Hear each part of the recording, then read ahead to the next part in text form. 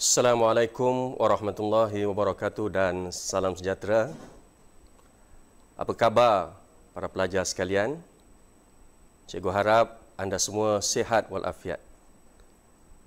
Ini merupakan kali pertama kita bertemu di dalam video ikhlas bagi mata pelajaran reka bentuk dan teknologi, khususnya untuk pelajar-pelajar tingkatan 2.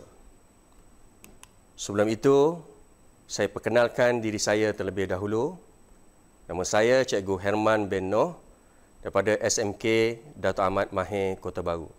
Mungkin ada yang dah kenal saya dan mungkin juga ada yang masih lagi tidak mengenali saya.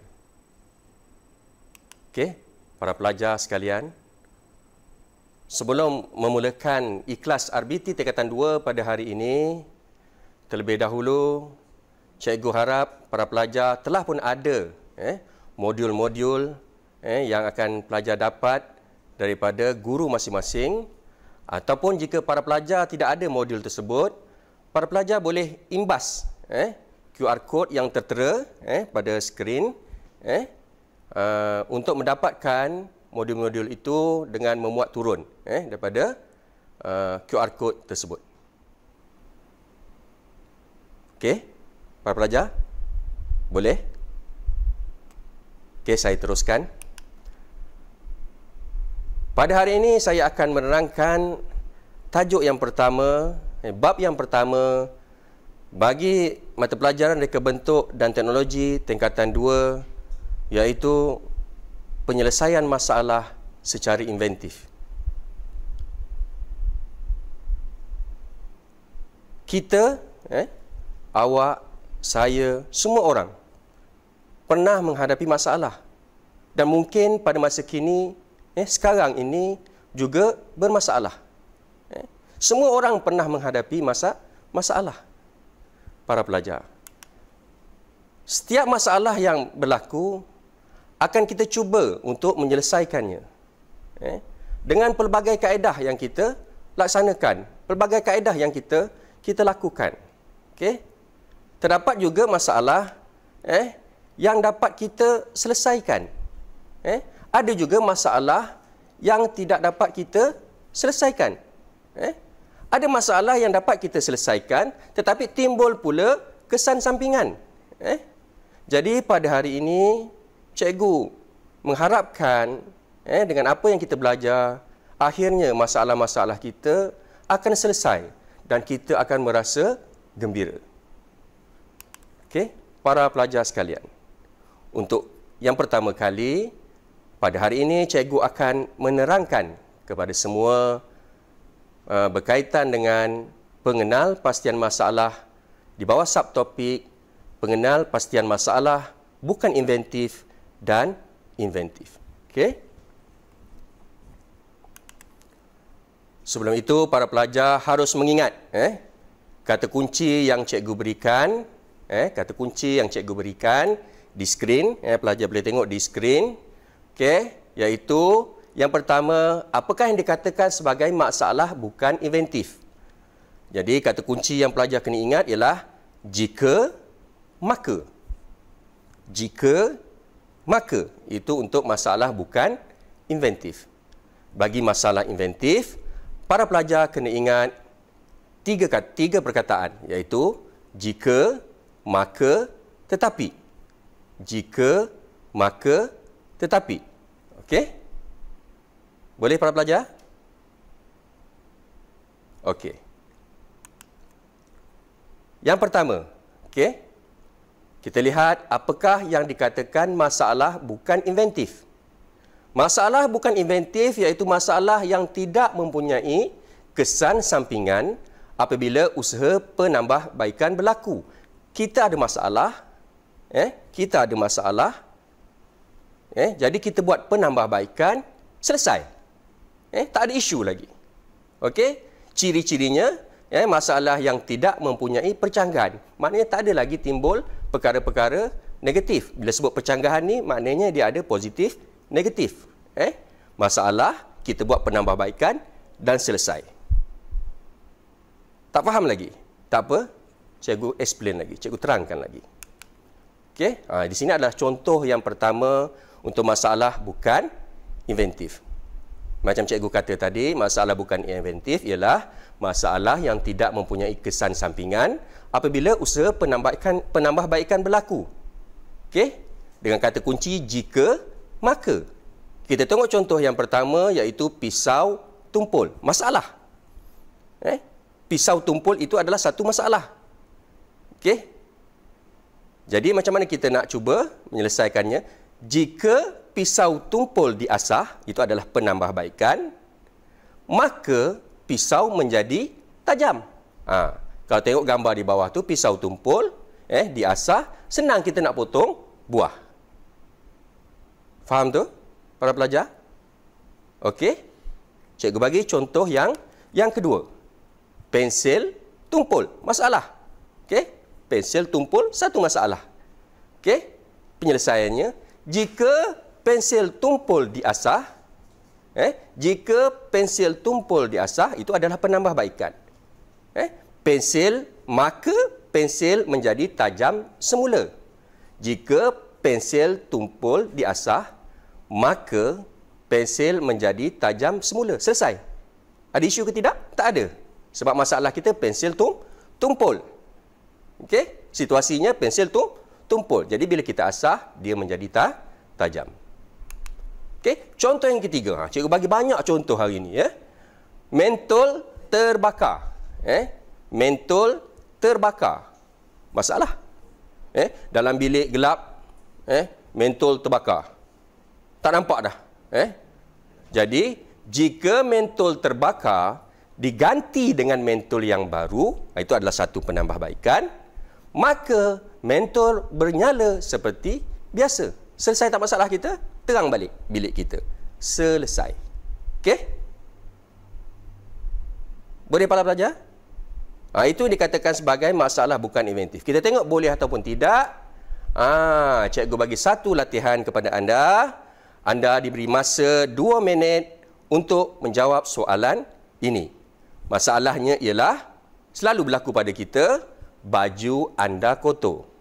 Dengan kata kunci jika, maka, cuba para pelajar selesaikan latihan ini dalam masa 2 minit.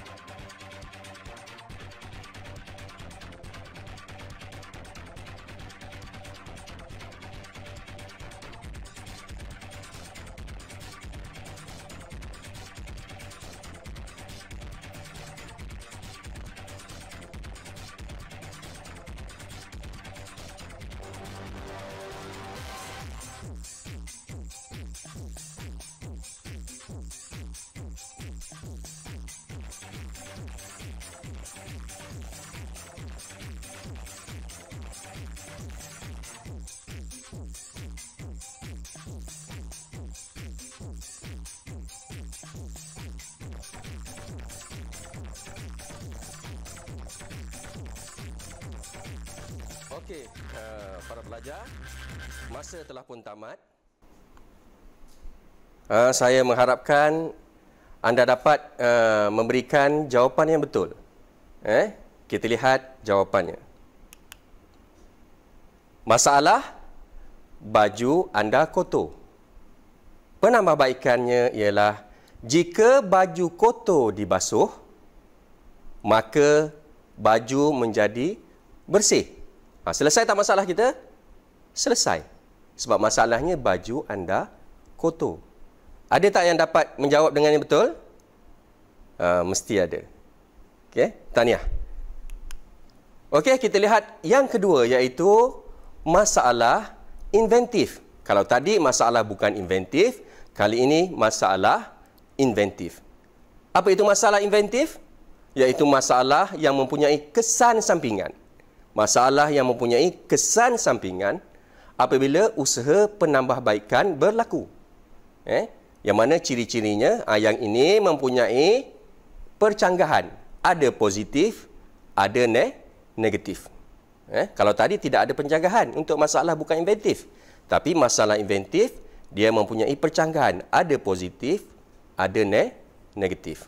Kalau kita tengok pada carta alih di bawah itu, bermula pada masalah, kemudian kita ada penambahbaikan, dapat diselesaikan positif.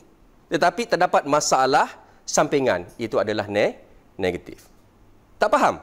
Tak apa, cikgu jelaskan dengan lebih lanjut. Okey, contoh yang pertama. Pensel tumpul yang telah diasah menjadi semakin pendek. Masalah. Pensel yang tumpul tu kita dah asah. Tapi dia menjadi pendek. Okey? Jadi kita akan menggunakan kata kunci jika, maka, tetapi. Pensel yang tumpul diasah. Jika pensel yang tumpul diasah, itu adalah penambahbaikan, maka pensel menjadi tajam. Selesai?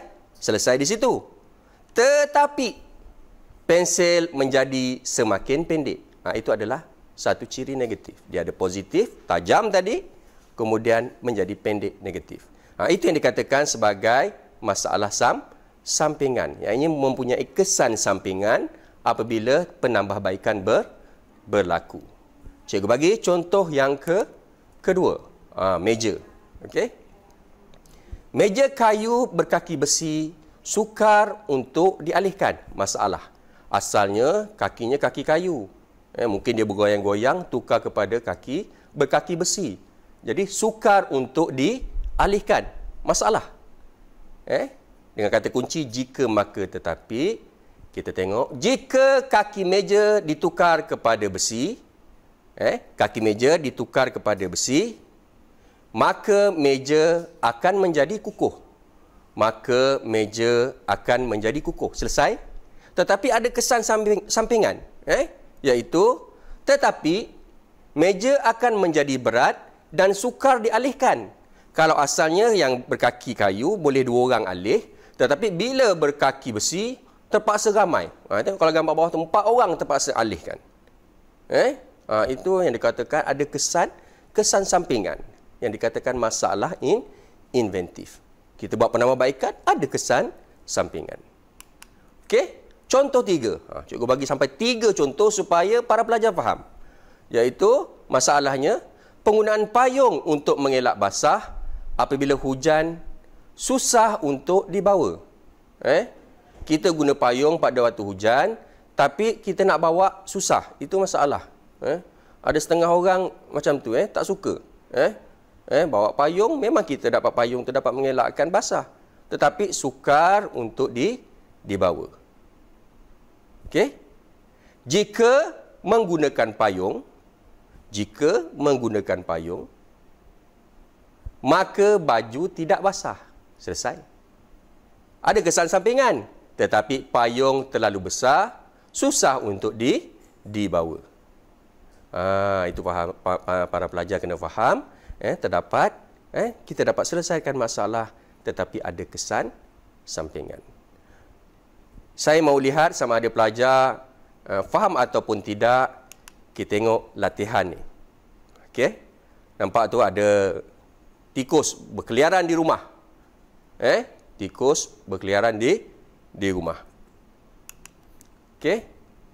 Latihannya, cikgu bagi masa dalam masa 3 minit untuk para pelajar cuba menjawab. Masalahnya, penggunaan perangkap untuk menangkap tikus menyebabkan bau busuk. Kita dapat tangkap tikus, tikus dapat ditangkap, tapi menyebabkan bau busuk. Okey, cuba para pelajar selesaikan masalah ini menggunakan jika, maka, tetapi. Cikgu beri masa 3 minit dari sekarang.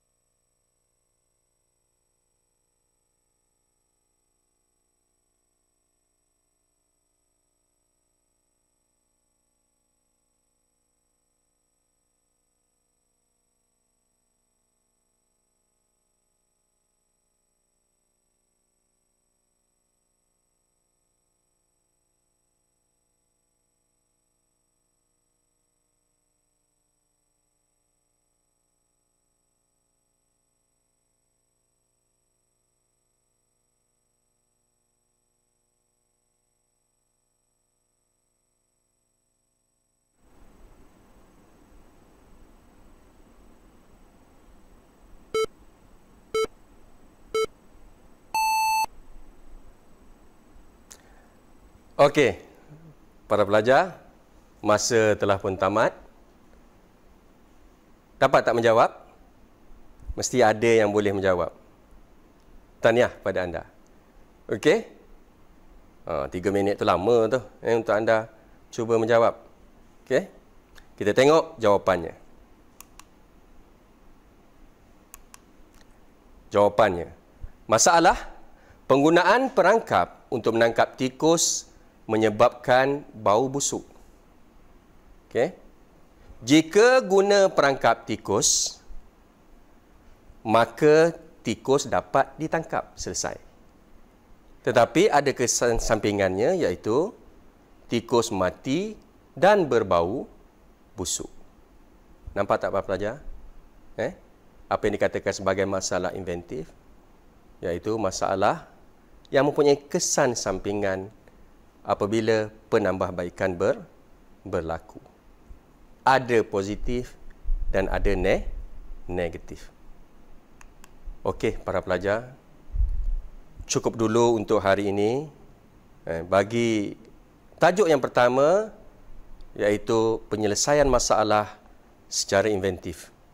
Saya mengharapkan para pelajar dapat memahami tajuk ini dengan jelas. Jaga kesihatan, #kita jaga kita.